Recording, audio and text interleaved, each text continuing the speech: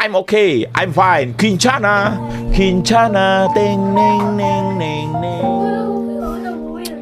Ku menahan rasa sakit. Di sini saya akan membuat video tentang tugas saya, yaitu tugas UAS dari mata kuliah Sosiologi Hukum berupa membuat ringkasan materi dari awal pembelajaran hingga pertemuan terakhir mata kuliah Sosiologi Hukum. Baik,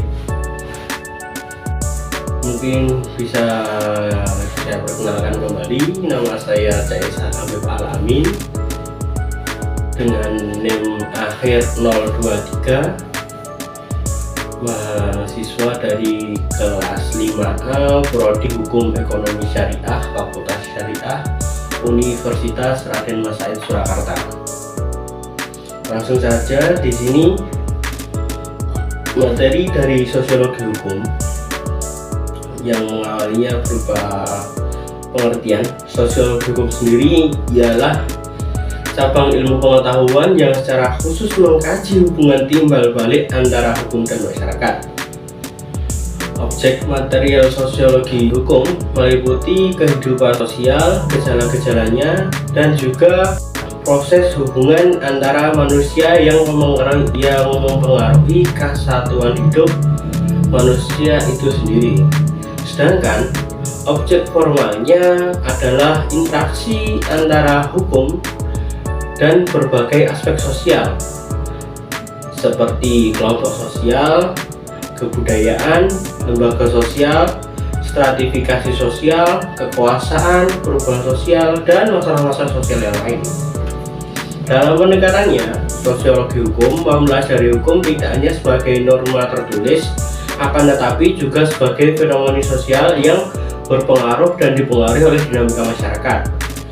Beberapa ruang lingkup utama dari kajian ini adalah pola-pola perilaku hukum masyarakat, hubungan antara hukum dengan pola-pola perilaku sebagai hasil dari interaksi kelompok sosial, serta pengaruh perubahan sosial terhadap pembentukan hukum baru atau revisi hukum yang telah ada.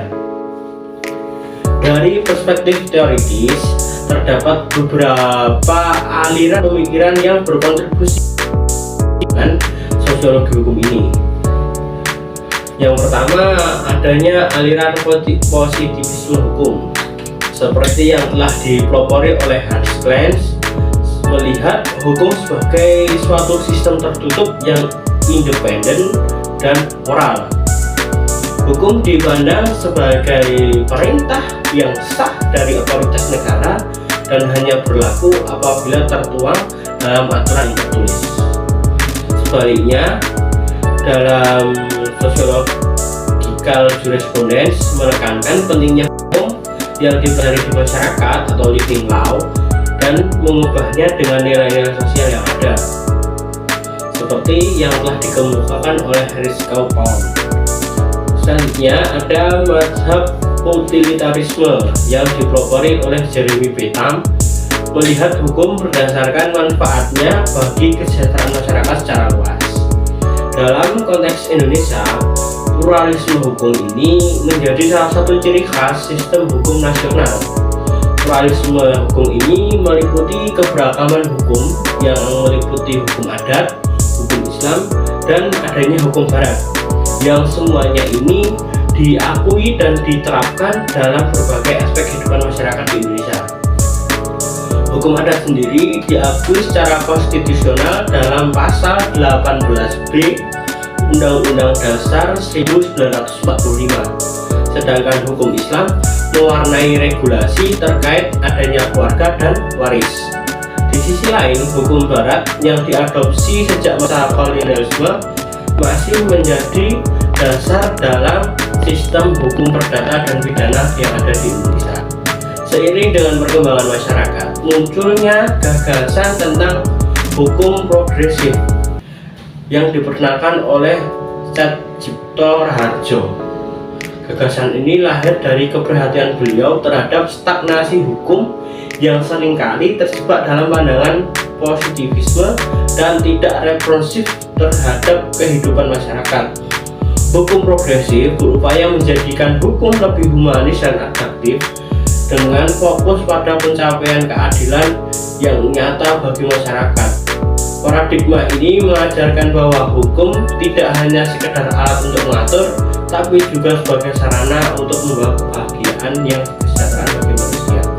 Tokoh-tokoh besar seperti Ibnu Khaldun, Emil Durkheim, dan Max Weber memberikan kontribusi penting terhadap pemahaman ini mengenai hubungan dan antara hukum dan masyarakat. Ibnu Khaldun misalnya melalui teori siklus sejarahnya mengidentifikasi 4 fase perkembangan masyarakat, yang mana fase pertama ini mengenai kebangkitan, fase kedua mengenai kejayaan, fase ketiga mengenai kemerosotan, dan yang terakhir fase keempat ini berupa keruntuhan tersebut. Lalu Emil Durkheim menekankan fungsi hukum sebagai sarana menjaga solidaritas sosial. Sementara itu, Max Weber mengkaji pengaruh agama terhadap perkembangan ekonomi dan sistem hukum. Namun sistem hukum di Indonesia masih menghadapi tantangan-tantangan yang serius seperti ketidakmerataan penegakan hukum, inkonsistensi, dan penerapan peraturan, dan juga adanya kurangnya perlindungan hukum terhadap masyarakat. Oleh karena itu, reformasi hukum yang menyentuh substansi, struktural, dan budaya hukum sangat dibutuhkan untuk mewujudkan sistem hukum yang adil dan berkeadilan. Dalam penutup ini, sosiologi hukum tidak hanya menjadi alat untuk memahami bagaimana hukum beroperasi dalam masyarakat, akan tetapi juga sebagai sarana untuk merefleksi bagaimana hukum dapat beradaptasi dan berkembang sesuai dengan kebutuhan masyarakat. Pendekatan ini mengingatkan kita bahwa hukum bukanlah entitas yang statis, tapi harus terus diperbarui dan disesuaikan dengan nilai-nilai hukum masyarakat yang ada di Indonesia. Mungkin hanya sekian ini video singkat dari saya, semoga dapat bermanfaat dan bisa menjadi referensi untuk teman-teman sekalian. Terima kasih. Wassalamualaikum warahmatullahi wabarakatuh.